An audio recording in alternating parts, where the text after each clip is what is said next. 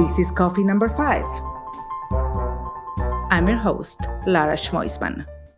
Hello, everyone, and welcome back to coffee number 5. My coffee is ready. It's actually getting a little cold because I've been sipping away for a little while, and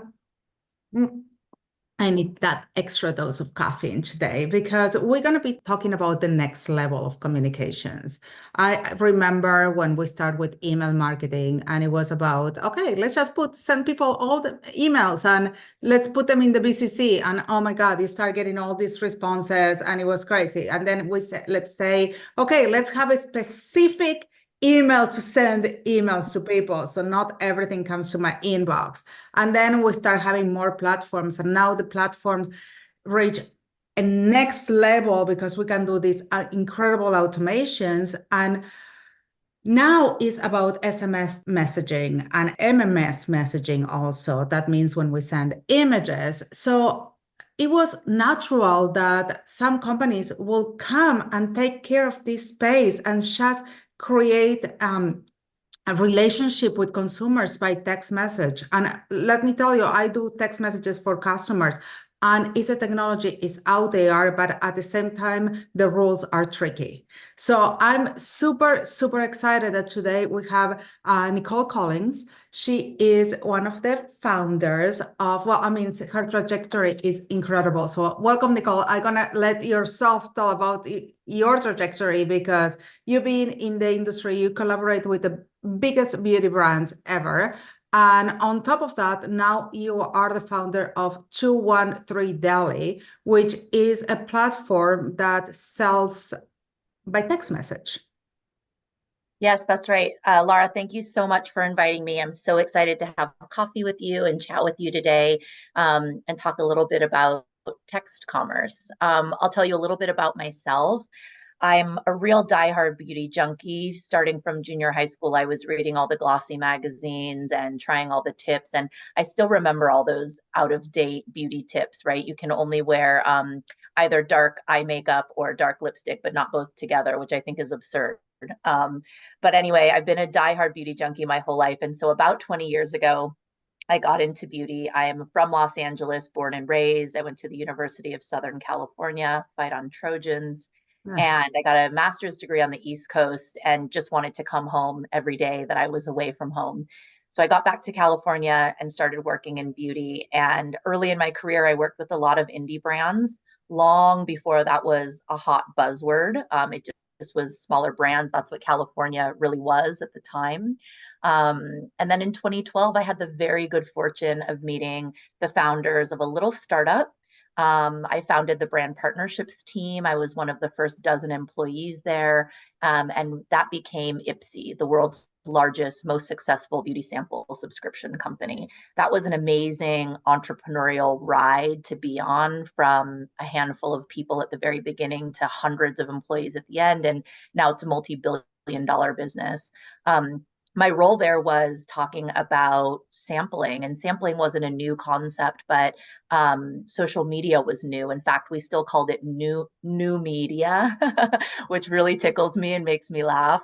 And so we were pairing samples to consumers with a social media marketing campaign, and it was a little bit revolutionary at the time, and really fun to be part of. I left that company in 2017 when my shares fully vested, along with Michelle Phan, the original co-founder of that business and the first woman to get 1 billion views on YouTube. Really, I always say the first real beauty influencer.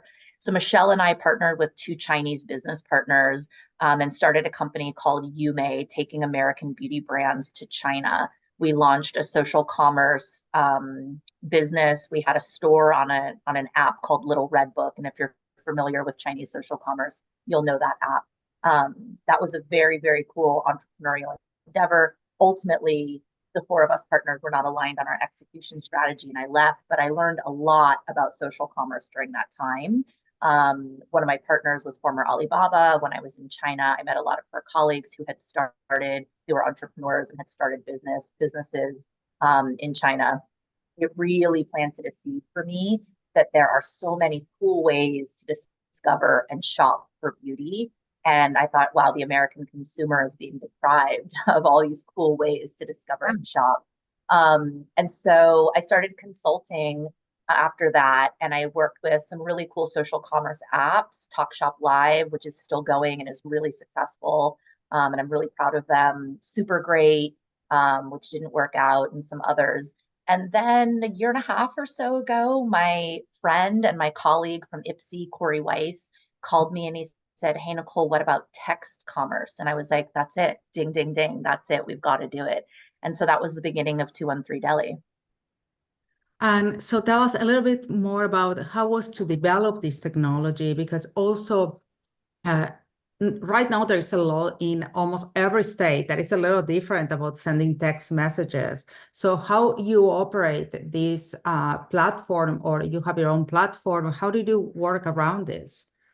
Yeah, so there's a big difference between SMS or text message marketing and SMS commerce, right? So I think we're all really familiar with being a super fan of a brand and signing up for their text messages. And then once, two, three, four times a week, they'll send you a text message, which is a marketing message. It says, "Hey, you might like this new product that we launched, et cetera." And it's always got a link to go to their website where you may or may not get lost. And you usually don't purchase.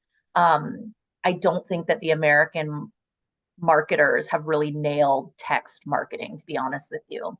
213 Deli is text commerce. So the idea is that you go to 213deli.com, you sign up for free, meaning you just give us your phone number, or maybe you see an influencer that you love talking about it on social and you click their link from Instagram or TikTok.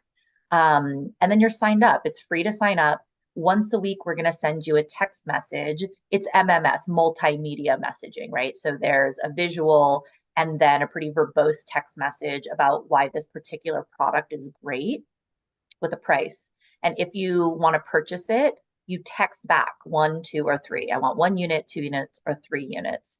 And you've made a purchase. Your credit card number and your shipping address are tied to your phone number. So when you text one, you'll receive a message saying, "Thank you for your purchase. These items are shipping to this address," which you can change if it's the wrong address. And that's it. And it's coming to you. So the idea is that only once a week, we're sending the very best of the best in beauty. If that doesn't tickle your fancy that week, you've at least seen something really cool that's interesting that you can tell your friends about. And if you want to, you can make a purchase. Let me ask you a question. How different are the rules from marketing emails to SMS? I Or mean, you only have a short a short number of words that you can use on text, right? In email, you can use a number of images, you can be very verbose, you can have hyperlinks to various different things on email. That's the benefit of email. The challenge with email is that everyone is oversaturated with marketing emails, and the open rate is really, really low. 98% of text messages that land on anyone's phone are read within 3 minutes. So that's delightful for anyone doing text message marketing, specifically text message commerce. I think that puts an onus of responsibility on the company sending the text. Don't don't send messages that aren't super, super important.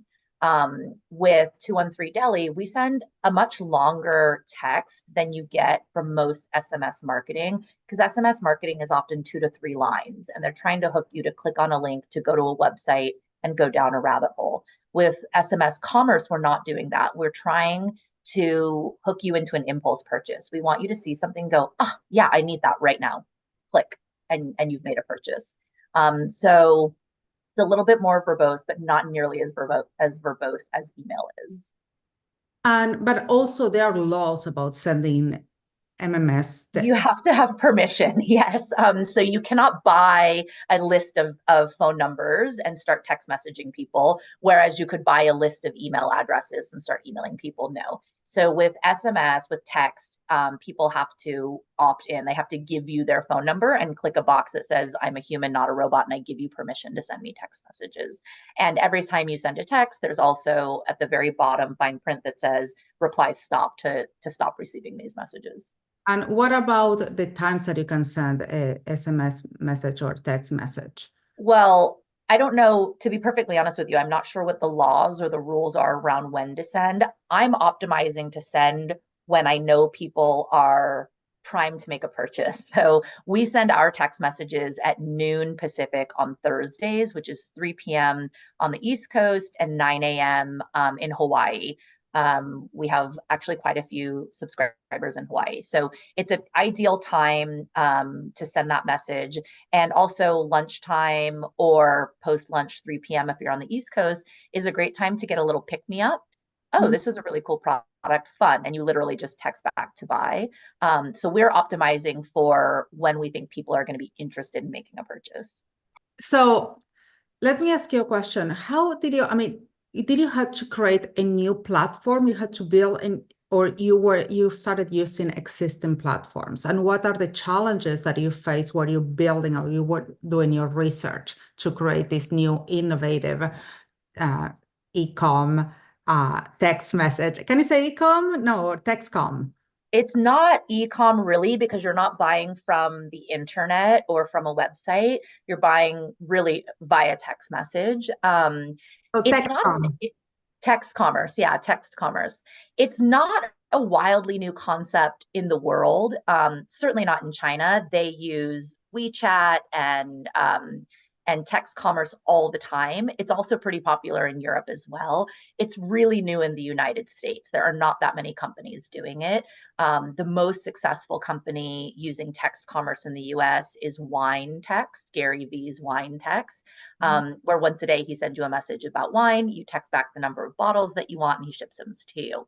We were very much inspired by that. We met with a series of technology partners and chose our partner based on fantastic technology, fantastic customer service, and optionality as well.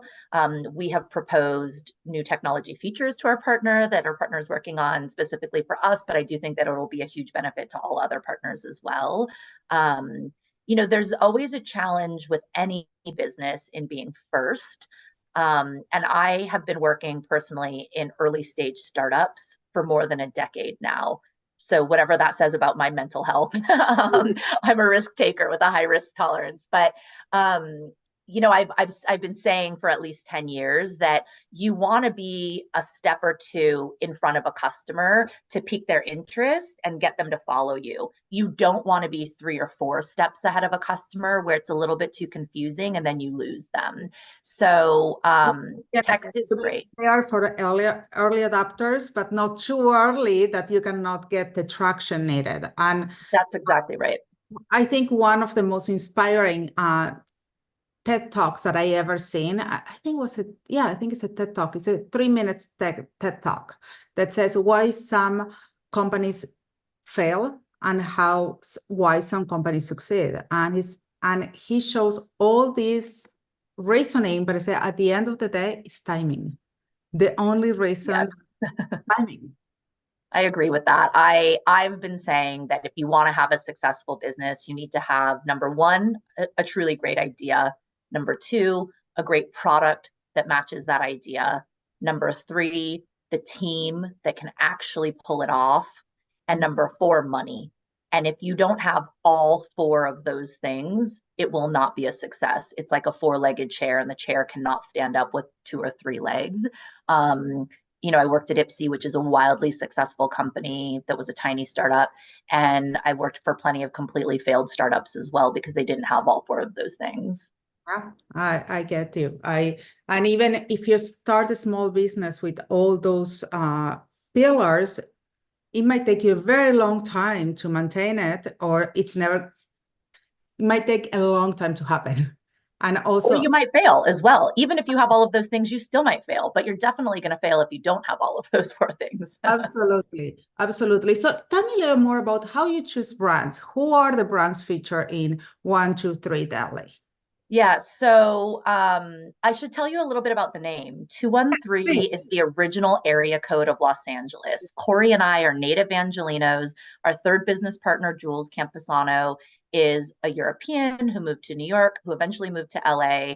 And I always joke with her that she drank all of the LA Kool-Aid because now she's a yogi and a surfer and all the things. So 213 is a nod to Los Angeles, our hometown.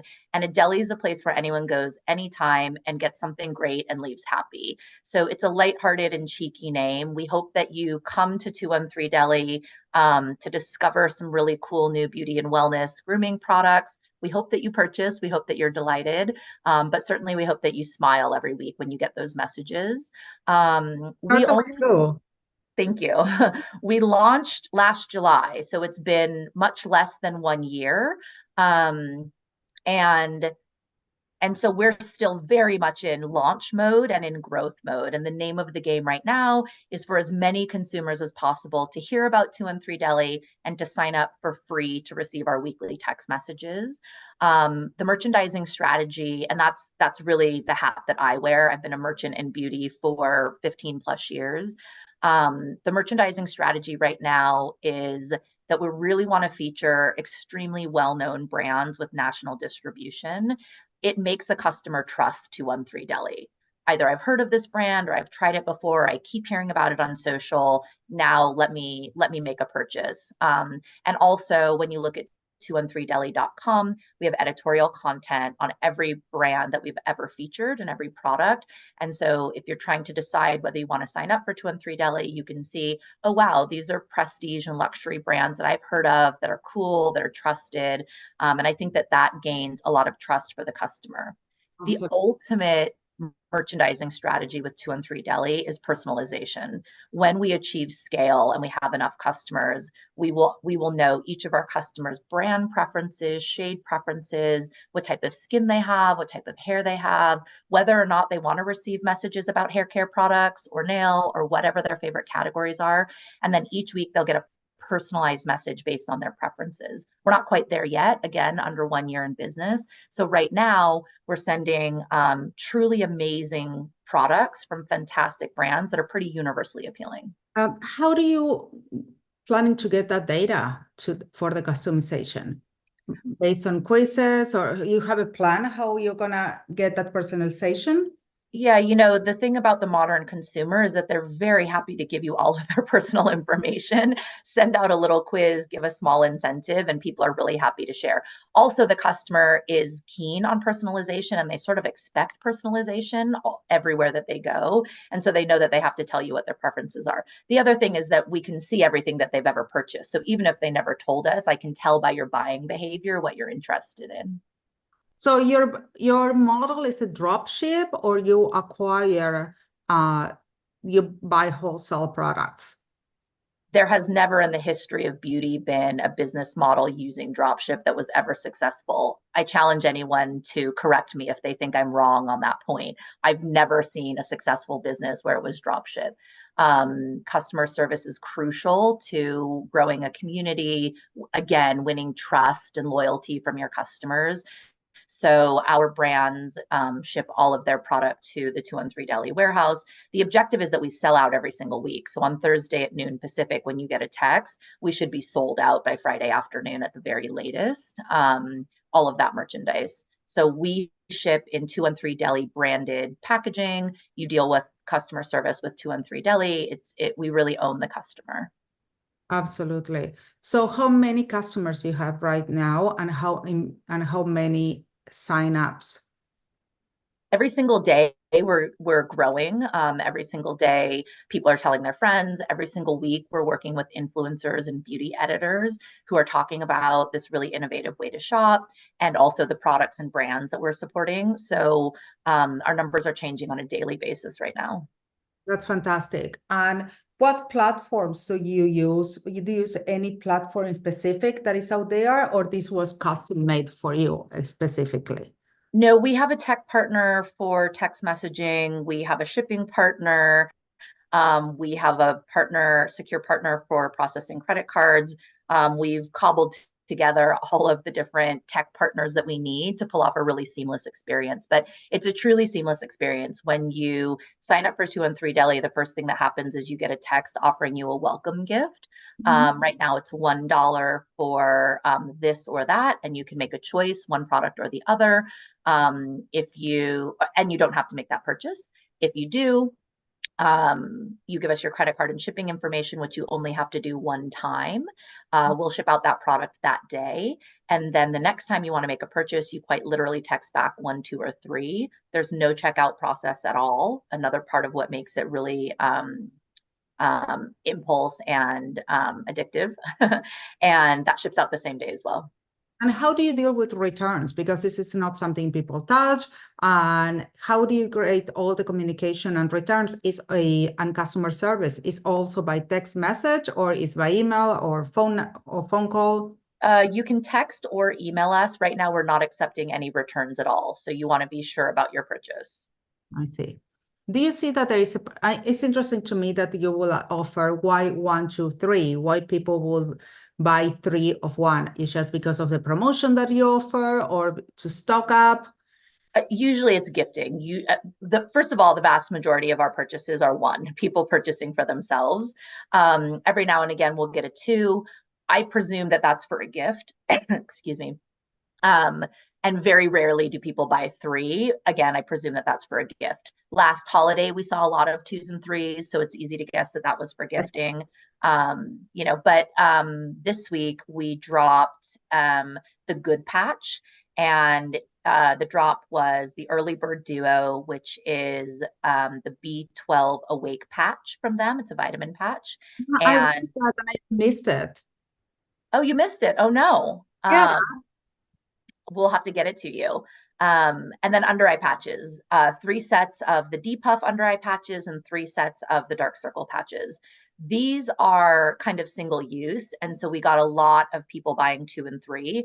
I think it was the early bird duo is $25. There was a free gift of the 3 sets of depuff patches, free shipping always with 2 and 3 deli.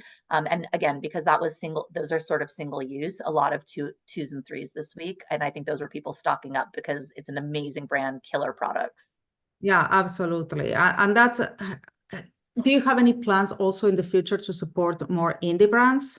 Because your background, it's coming from Ipsy and distribution indie brands. I can believe that there is a little passion there for indie brands. I have a huge, huge passion for an indie brand. I could go on and on and on. Olga Lawrenson skincare was one of my all-time favorites. Valde Beauty lipstick is basically all that I put on my mouth. Oh, I Um, love I mean, Margarita Arriaga, how can she go wrong? She's the godmother of the beauty industry and a beautiful soul. I love her. I also love Jamie makeup. It's the only blush that I wear. So I personally am a diehard fan of indie beauty.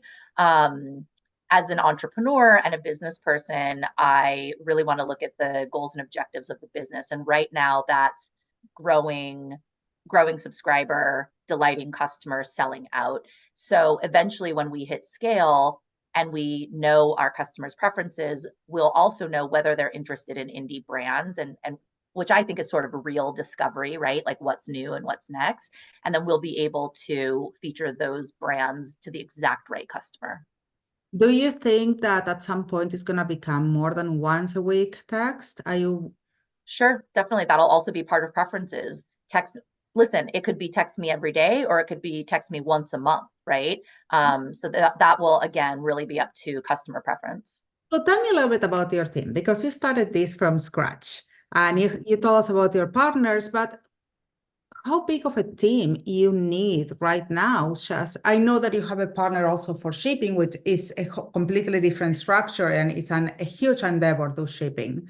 But your core team doing everyday duties, deciding the brands, creating the assets for the promotions, website development.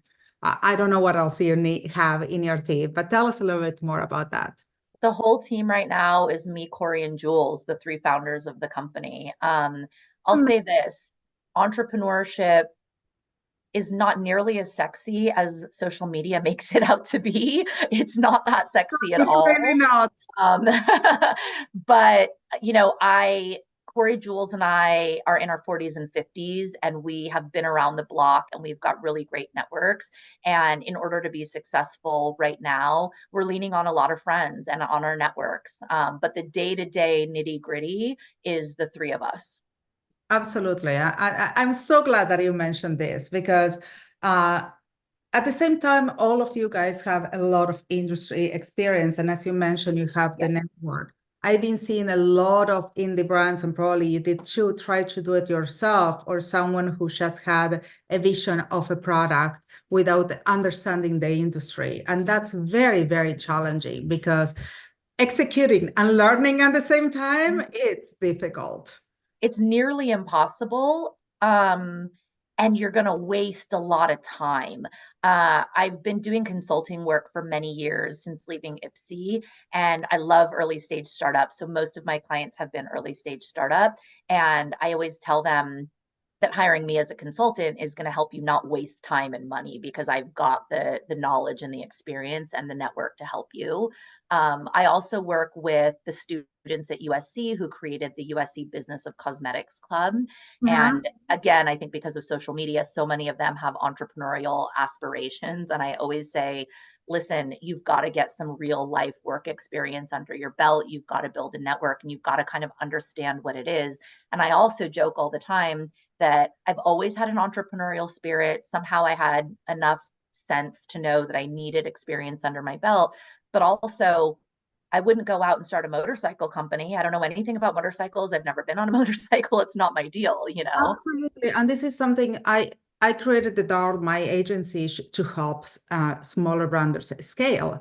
And this is what I telling them by hiring an agency, you don't have to get all the blows and whistles at the beginning, but get the basics right. And Yes, even working with an agency, there are a lot of platforms, a lot of discounts that I can get them just because they're working with an agency. So right. they're going to be saving money in a different way.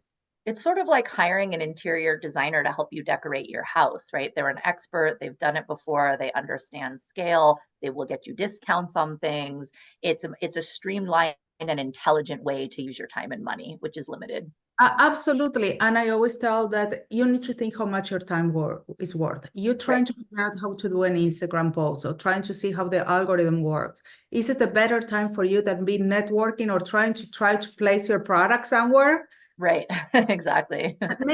I see a lot of entrepreneurs getting so lost in the little things that they forget about the big picture that this Yep. is you want actually to make money and sell a Yes. product. Yes, exactly. So what's next for you, Nicole? Besides anything else going on in your world, are you still consulting? Yeah, I do consulting work. Again, always early stage startups. I love an indie brand but my heart and soul is in 213 Deli. And a very wise person once said to me, you don't launch a business, you are launching a business for about 2 years when you first get off the ground. So we're very much still launching the business, trying to grow our subscriber base. And, with our eye on the prize of getting to personalization, which I believe will be a huge game changer for our business. Absolutely. And also, I will say that even for year 4 and year 5, you're still, I don't know if you're launching anymore, but you're restructuring because as you grow, Yes. you always need to relaunch. Yes, yes, absolutely. And also, again, because I've been an early stage startup for so long, I think any smart entrepreneur has an idea of who their customer is, what their customer wants, and how to pull that off. But then once you get rolling, you have to respond to real customers, right? And real customer feedback, how they're behaving, et cetera. And we definitely learned that with IPSI. And so lots of fantastic learnings from being part of that successful startup. And not for nothing, I learned a lot in my failed business at UMA as well. So taking all of those learnings with me now into 213 Deli.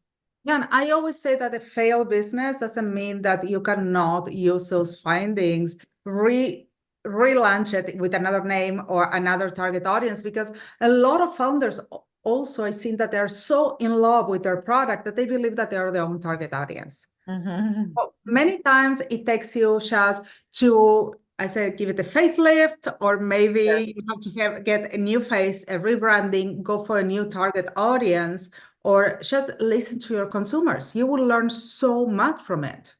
Yeah, I'd say one of the biggest game changers with social media is the ability for brands to have direct conversations with customers that didn't exist before social media.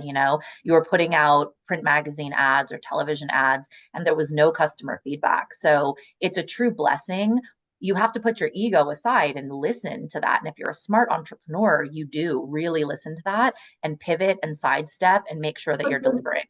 Also, you need to respond because it's not a billboard that you put out there and it's going to happen and people just see it and they don't have an opinion. Now people have an opinion. So you need to Yes. take your ego and notch dog and listen to your customers and respond accordingly. And that's part of Absolutely. customer service. So how do you get your feedback now in 213 Delhi from your customers? Are you doing surveys?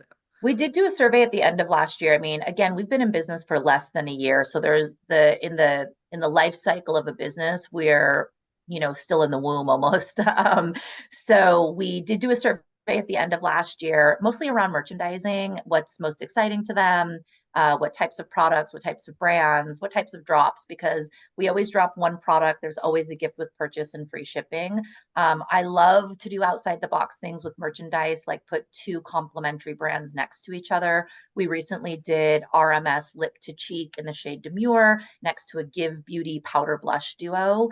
Any celebrity makeup artist will tell you cream blush, powder blush together is what will stay on your face all day, all night through the red carpet. So I love things like that. I was delighted to know that our customers love that as well. Of course, social media, namely Instagram for us, and then text. It's text message. You can text us anytime. We also have hi@213deli.com if you want to send us an email.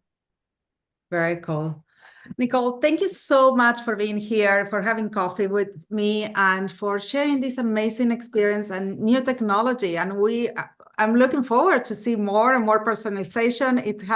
Your product really has me excited. Good. Thank you so much. Thank you for having me. I admire you and all of your podcast guests. So it's a true pleasure to be here. I appreciate you so much.